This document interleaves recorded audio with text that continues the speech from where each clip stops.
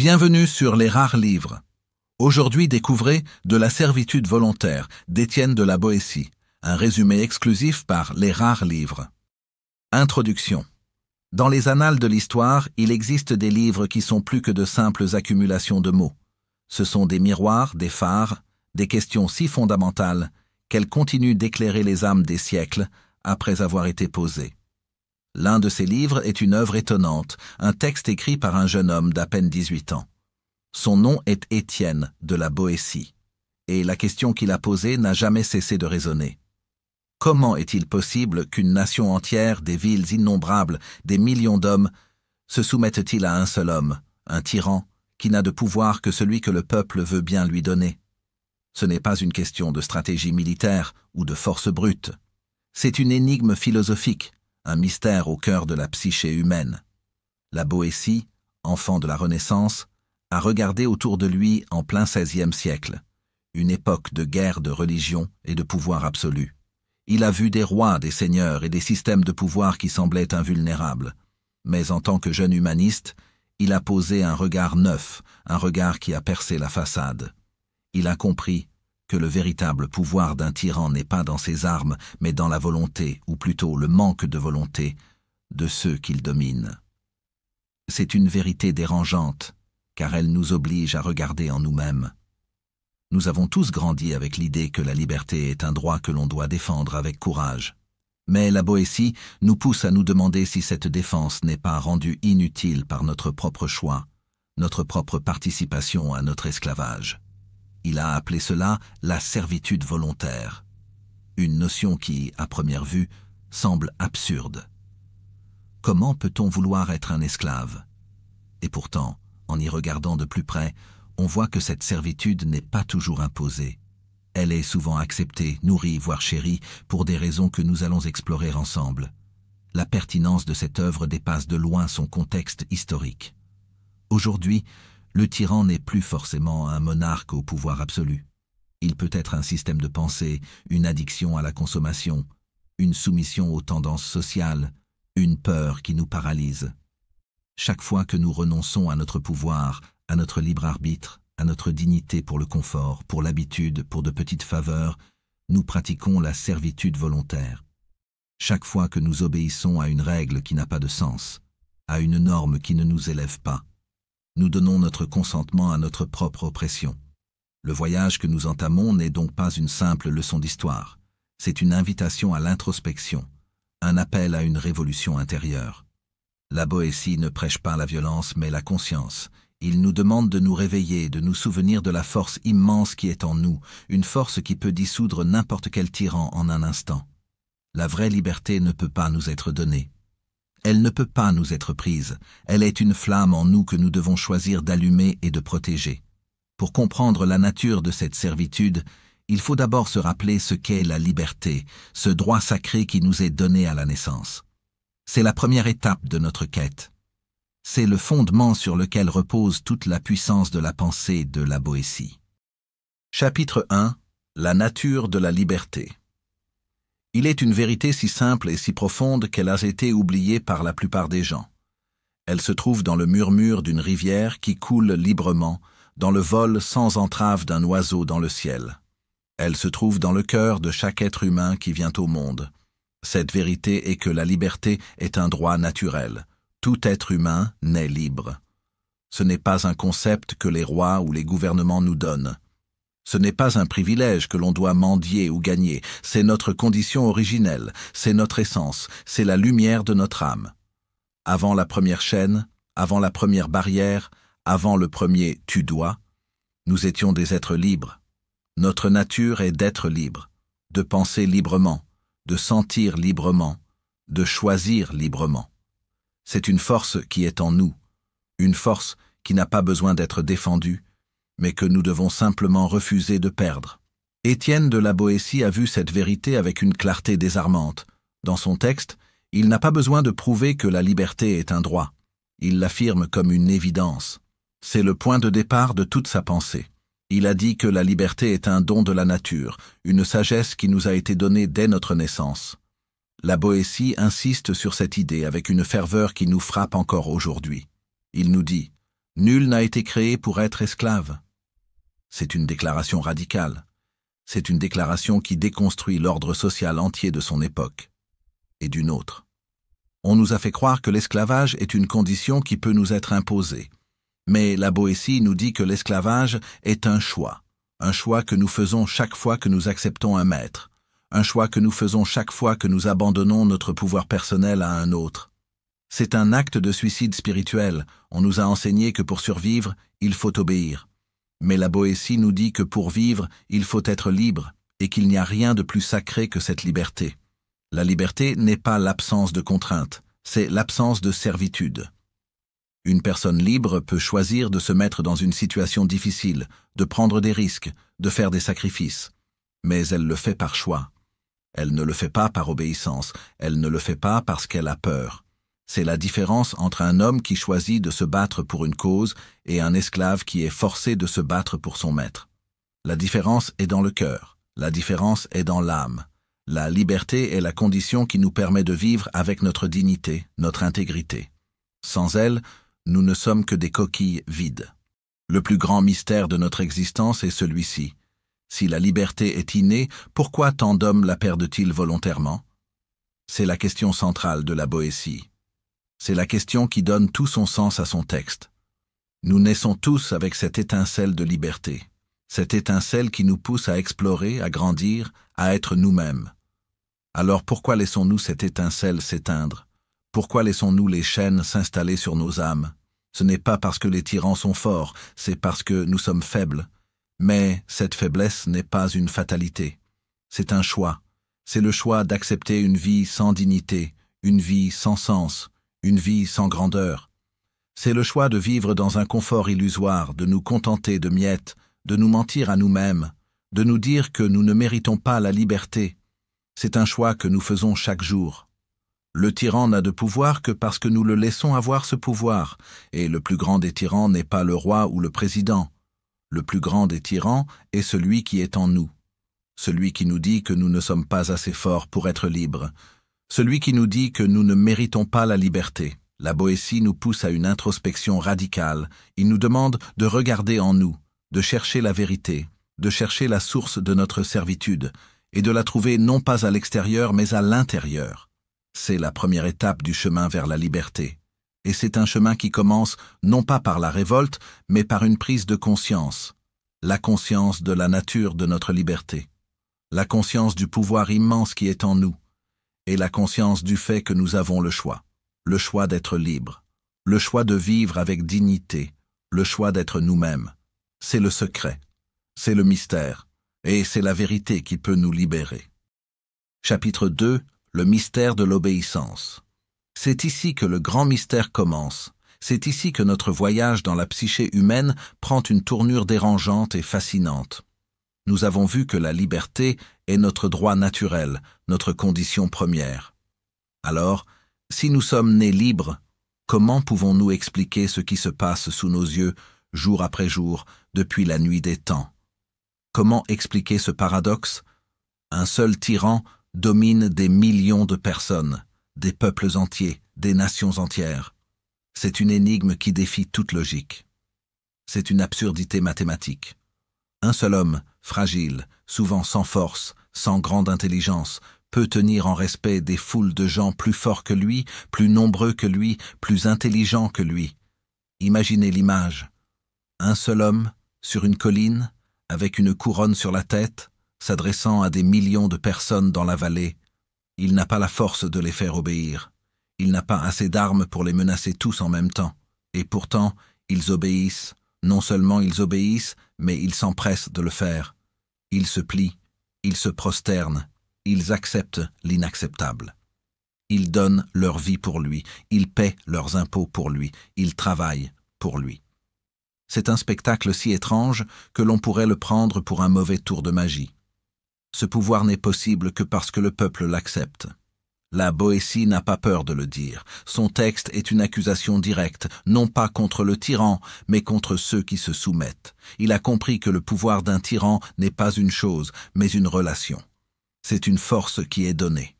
Elle n'est pas prise. Le tyran est un simple mortel. Sa force est la force de la foule. Sa richesse est la richesse de la foule. Son pouvoir est le pouvoir de la foule.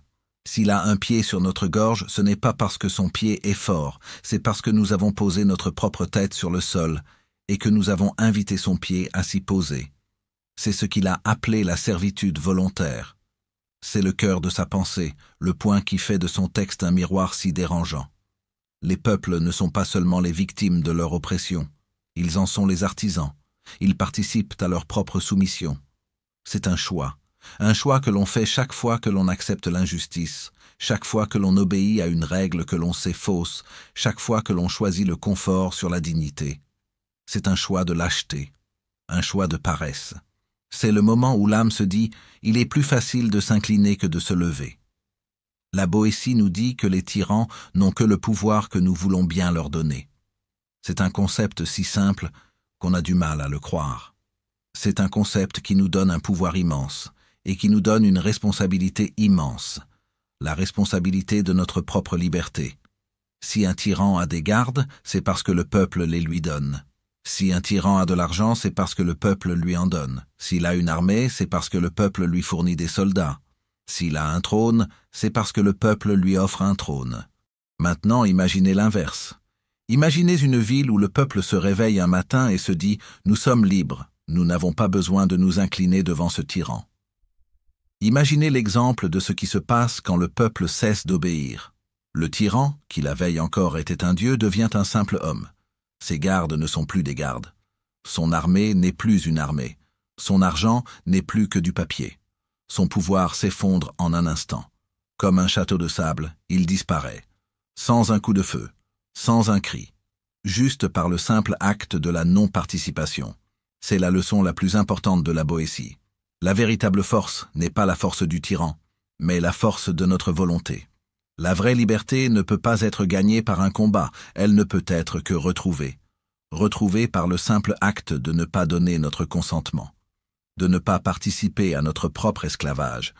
C'est une révolution silencieuse, une révolution qui se passe à l'intérieur de chaque âme. C'est le mystère de l'obéissance, et c'est la clé de la liberté. Chapitre 3. Les mécanismes de la tyrannie. Après avoir contemplé la nature de la liberté et le mystère de la servitude, nous devons maintenant nous poser la question cruciale. Comment un tyran maintient-il son pouvoir? Il ne peut pas surveiller tout le monde en même temps.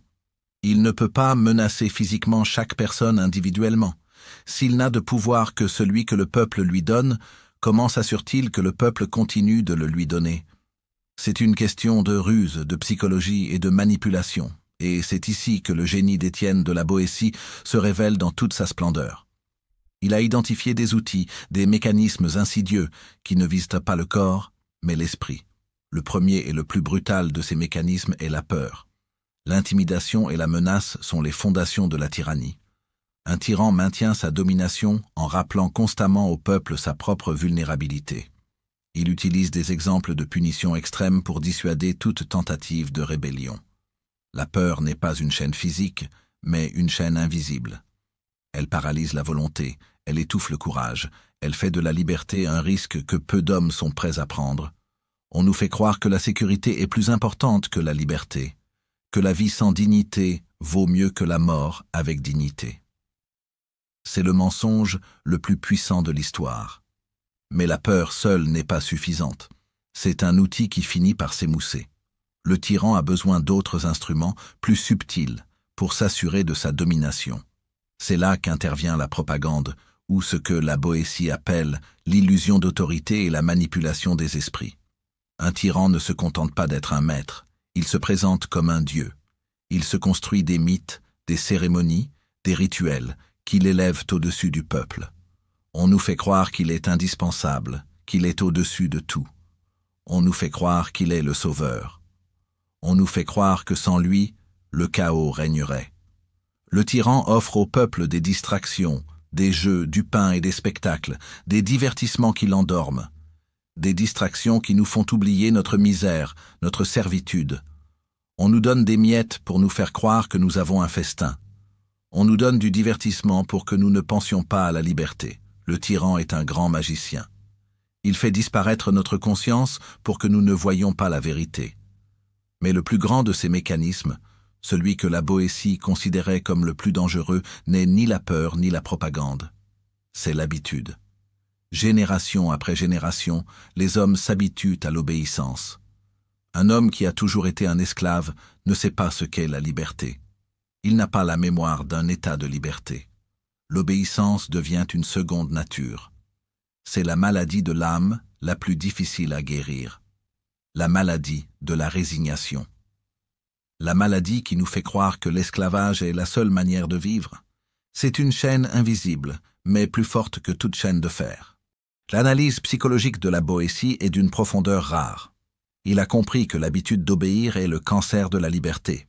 Quand on obéit par habitude, on n'obéit plus par peur, mais par réflexe. On ne se pose plus de questions.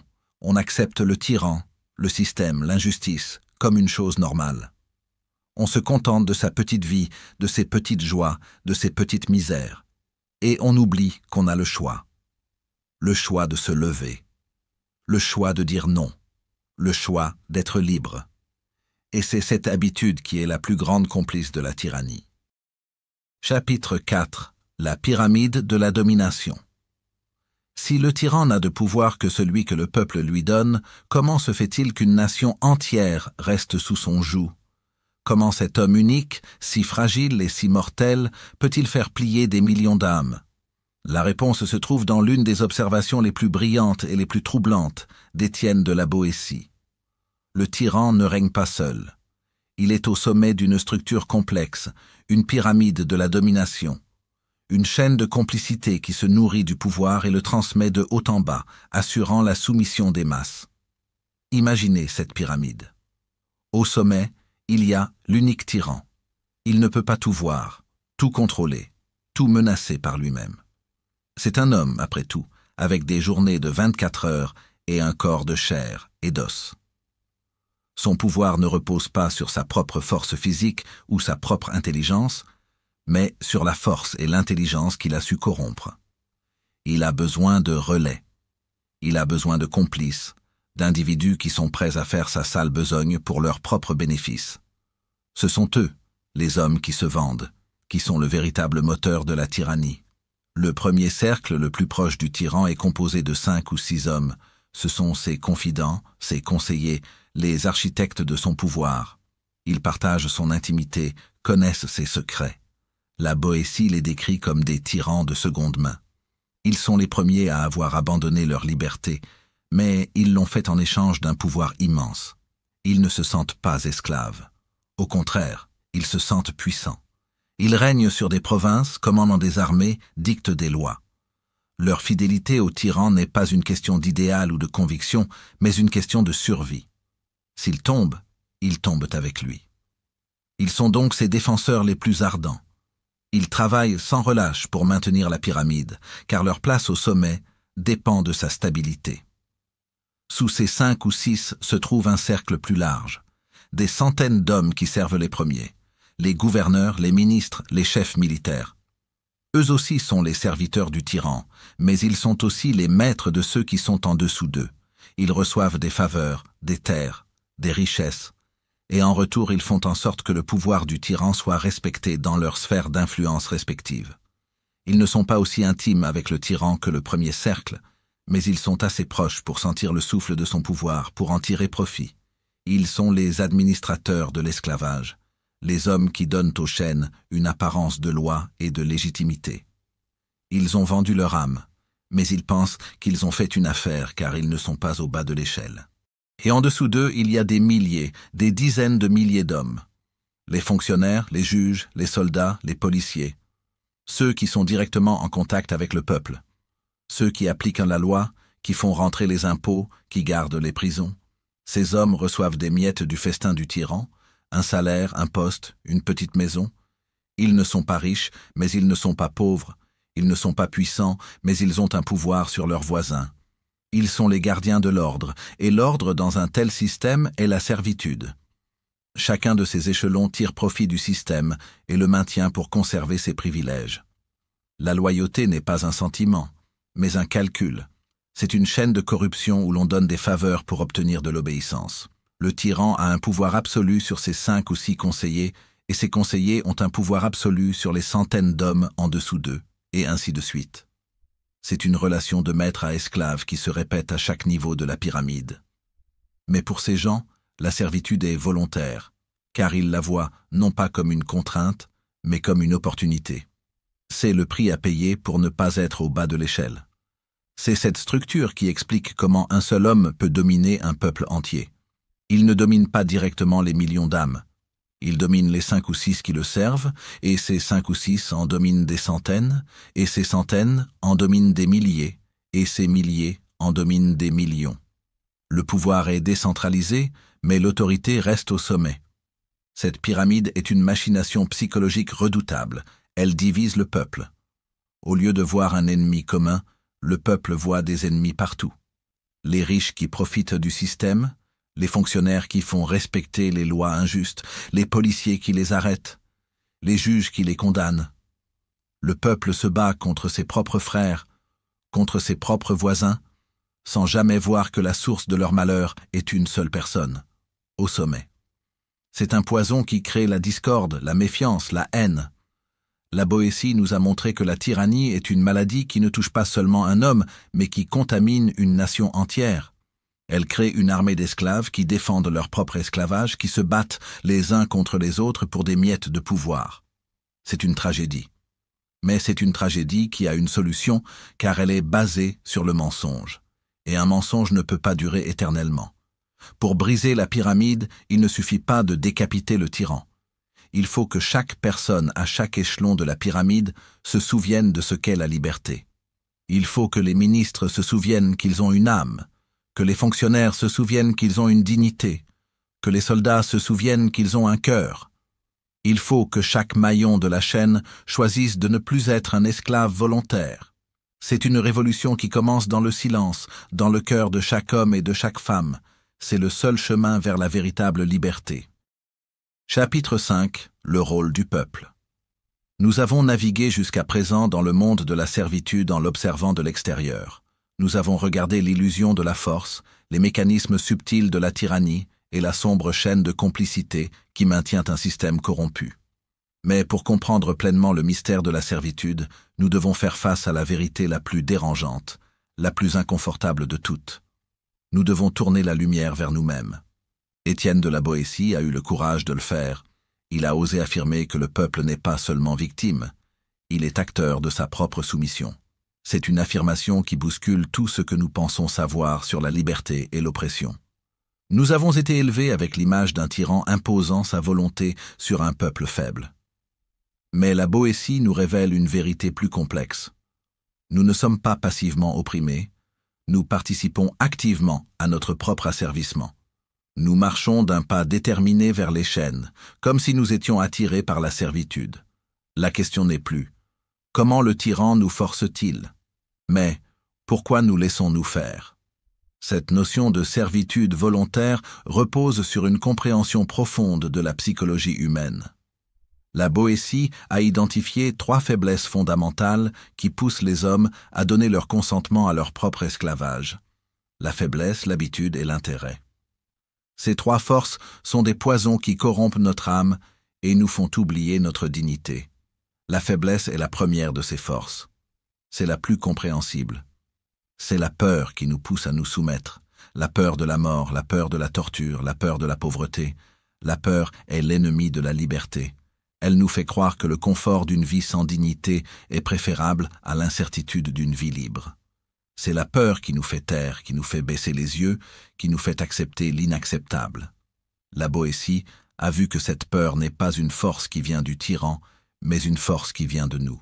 C'est une faiblesse de notre esprit, un manque de courage qui nous fait renoncer à notre plus grand trésor, notre libre arbitre. L'habitude est la plus insidieuse des forces. C'est le poison le plus lent, mais le plus mortel. Un homme qui est né dans l'esclavage ne sait pas ce qu'est la liberté. Il n'a pas de souvenir d'un état où il était libre. L'obéissance devient sa seconde nature. Il obéit non pas par peur, mais par réflexe. Il vit dans un monde où la soumission est la norme. Il ne se pose même pas la question de la liberté, car l'idée même est étrangère à son âme. L'habitude est un voile qui nous aveugle, une prison sans barreaux, une chaîne sans bruit. Elle est d'une puissance redoutable. C'est la force qui a fait plier des nations entières. Elle a transformé des hommes fiers en serviteurs dociles, des guerriers en fonctionnaires, des penseurs en propagandistes. Enfin, il y a l'intérêt, la force qui rend la servitude si séduisante. C'est le tyran qui, dans sa ruse, utilise les miettes de son pouvoir pour acheter la loyauté de son peuple. Il offre des distractions, du pain et des jeux, des faveurs et des privilèges. Il crée un système où les hommes se satisfont de petits avantages et ferment les yeux sur leur propre esclavage. Il donne aux gens un peu de ce qu'ils désirent, un peu de ce qu'ils veulent, et il leur enlève tout ce dont ils ont besoin, leur dignité, leur liberté, leur âme. Les hommes sont prêts à faire n'importe quoi pour un peu de plaisir, un peu de confort, un peu de sécurité. Ils sont prêts à se vendre, et ils le font avec un sourire. La Boétie nous pousse à une réflexion profonde. Le tyran est puissant parce que les hommes le laissent l'être. Il est un monstre que nous avons nous-mêmes créé. Nous lui avons donné notre argent, notre temps, notre énergie, notre vie. Et en retour, il nous a donné rien. Rien que l'illusion de la sécurité, l'illusion du bonheur, l'illusion du pouvoir. C'est une vérité qui peut être difficile à accepter. Car si nous sommes responsables de notre propre soumission, alors nous sommes aussi responsables de notre propre libération. Et c'est un travail qui doit commencer en nous-mêmes. Le tyran n'est pas à l'extérieur. Le tyran est en nous. Il est la peur qui nous paralyse. Il est l'habitude qui nous aveugle. Il est le désir qui nous fait nous vendre. La liberté ne peut pas être gagnée. Elle ne peut être que retrouvée. Retrouvée en cessant de servir, en cessant de donner notre consentement, en cessant de nous mentir à nous-mêmes. C'est le chemin de la dignité, c'est le chemin de l'humanité. Chapitre 6. Comment briser la servitude? Nous avons navigué dans les eaux sombres de la soumission, exploré les pièges de la tyrannie et fait face à la vérité inconfortable de notre propre complicité. Maintenant, une lumière se lève à l'horizon. Si nous sommes les acteurs de notre propre esclavage, si les chaînes qui nous retiennent sont de notre propre fabrication, alors la solution ne peut se trouver que dans un lieu, notre propre volonté. La grande question est donc, comment briser la servitude? Étienne de la Boétie n'offre pas une réponse violente ou un appel aux armes. C'est là que réside le génie de sa pensée. Il a compris que la violence est le langage du tyran, le seul qu'il comprenne et qu'il maîtrise. L'utiliser, c'est se placer sur son propre terrain, c'est se soumettre à ses règles. C'est risquer de remplacer un maître par un autre et d'entamer un cycle sans fin de domination et de révolte. Au contraire, il propose une voie d'une force silencieuse, d'une dignité inébranlable, la désobéissance pacifique. Imaginez un instant. Le tyran est une idole debout, dont la puissance ne repose que sur la foi du peuple en sa divinité. Il n'a ni bras ni jambes qui lui sont propres, il n'a de force que celle qu'on lui prête. La Boétie nous dit que si le peuple cesse de soutenir le tyran, si les millions d'hommes et de femmes se retirent, si la pyramide de la domination se vide de ses soutiens, alors le tyran s'effondre. Comme un château de cartes que l'on ne souffle même pas, il s'écroule. Il devient un simple homme, sans pouvoir, sans force, sans autorité. Le plus grand des pouvoirs est le pouvoir de ne pas servir, le pouvoir de ne pas donner, le pouvoir de ne pas obéir. Un tyran a besoin d'argent? Si le peuple refuse de payer les impôts, l'argent s'arrête de couler. Il a besoin d'une armée? Si le peuple refuse d'envoyer ses fils à la guerre, il n'y a plus d'armée. Il a besoin de services et de travail. Si le peuple refuse de travailler pour lui, la nation s'arrête. C'est la force de l'immobilité, la force de la non-coopération, la force de la dignité. C'est une force que les tyrans ne peuvent pas combattre avec des armes, car elle n'a pas de corps à blesser. Elle est dans l'âme de chaque être humain. La Boétie nous offre un chemin pour retrouver notre dignité. Ce chemin passe par une prise de conscience, un réveil de notre liberté naturelle. Nous devons nous souvenir de ce que nous sommes vraiment. Des êtres faits pour la liberté. Des êtres faits pour la lumière. Nous devons nous souvenir que nous avons le choix de vivre avec dignité ou de nous contenter d'une vie de servitude. Et c'est un choix qui se fait chaque jour, chaque heure, chaque minute. C'est un choix qui se fait dans le silence de notre cœur. C'est un choix qui nous libère de la peur, de l'habitude, de l'intérêt et de toutes les forces qui nous lient à la servitude. C'est pourquoi, selon la Boétie, l'éducation, la raison et la dignité humaine sont les outils de la révolution. L'éducation est la lumière qui nous montre le chemin vers la liberté. Elle nous apprend à penser par nous-mêmes, à remettre en question l'autorité, à chercher la vérité. La raison est la boussole qui nous guide dans l'obscurité. Elle nous aide à voir la vérité derrière les mensonges, à distinguer la justice de l'injustice, à choisir la liberté sur la servitude. Et la dignité est la force qui nous empêche de nous soumettre. C'est la force qui nous dit que nous valons mieux que de vivre comme des esclaves. C'est la force qui nous pousse à nous lever et à marcher vers la liberté. Chapitre 7. Un texte intemporel. Nous avons navigué ensemble à travers les eaux du temps, de la France du XVIe siècle aux profondeurs de la psyché humaine. Mais la question qui se pose maintenant est la plus importante de toutes. Ce texte, écrit il y a près de 5 siècles par un jeune homme de 18 ans, a-t-il encore un sens? Sa sagesse a-t-elle encore un poids dans notre monde moderne? Un monde de technologie, d'information et de liberté apparente? La réponse est un oui absolu, retentissant et même un peu troublant. La pensée d'Étienne de la Boétie n'a jamais été aussi actuelle. La servitude volontaire n'a pas disparu avec les rois et les tyrans d'antan.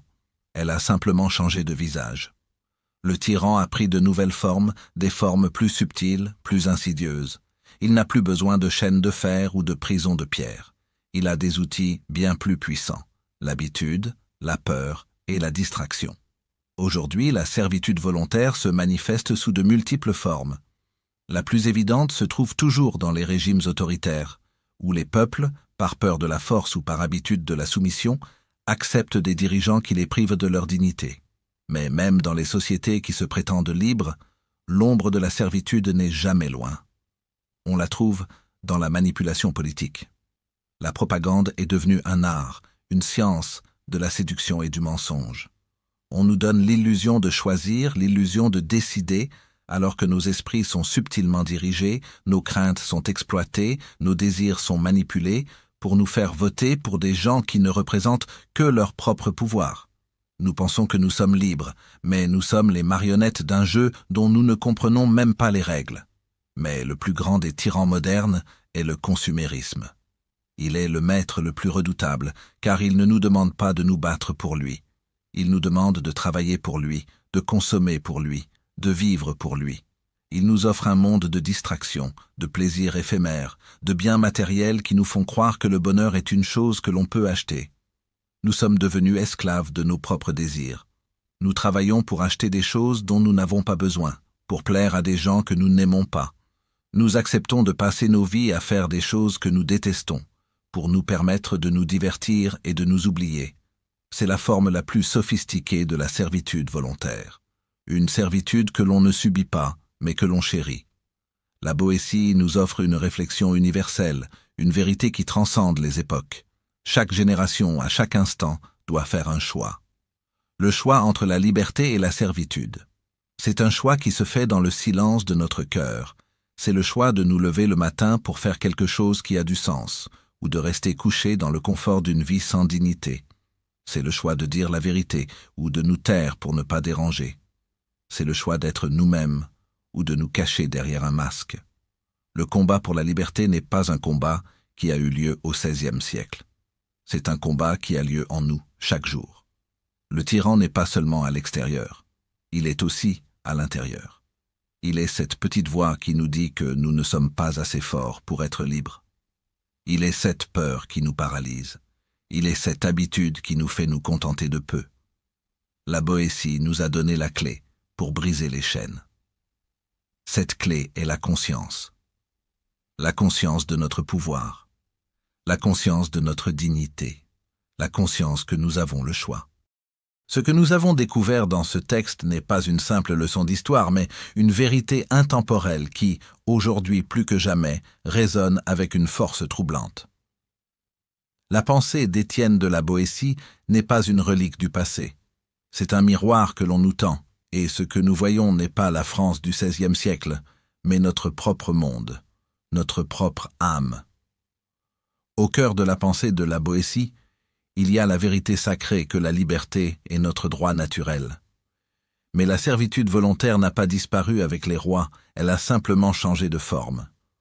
Aujourd'hui, on ne nous retire pas la liberté par la force, on nous la vend. On nous la vend sous forme de technologie qui nous donne l'illusion du pouvoir, mais qui nous rendent esclaves de nos propres notifications. On nous la vend sous forme d'une culture de la consommation qui nous pousse à travailler plus pour avoir plus, sans jamais nous demander si ces biens matériels nous rendent réellement heureux. La servitude moderne est une servitude de l'esprit, une servitude qui nous fait croire que nous sommes libres alors que nous sommes prisonniers de nos propres désirs. Le tyran du XVIe siècle était un homme de chair et de sang, un roi avec une armée. Le tyran moderne est une entité plus subtile. Il est un algorithme qui contrôle ce que nous voyons, ce que nous pensons et ce que nous achetons. Il est un système de surveillance qui nous fait croire que nous sommes en sécurité alors que nous renonçons à notre vie privée. Il est un monde de distraction qui nous fait oublier qui nous sommes et ce qui est important. Mais le principe reste le même. Ce pouvoir n'est possible que parce que nous le laissons avoir. Nous donnons nos données, notre temps et notre attention, et en échange, nous nous retrouvons enchaînés à nos téléphones, à nos écrans, à notre peur de manquer. La pyramide de la domination que la Boétie a décrite n'a pas été détruite, elle a été reconstruite.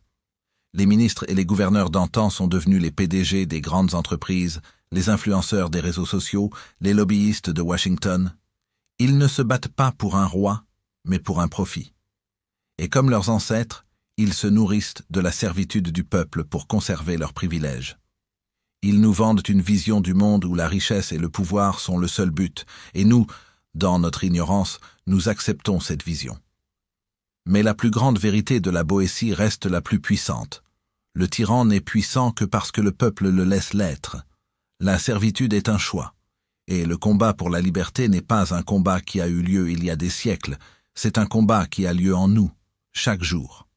Un combat pour notre dignité, pour notre liberté, pour notre âme. Et la seule façon de le gagner est de cesser de servir. C'est la seule façon de se libérer.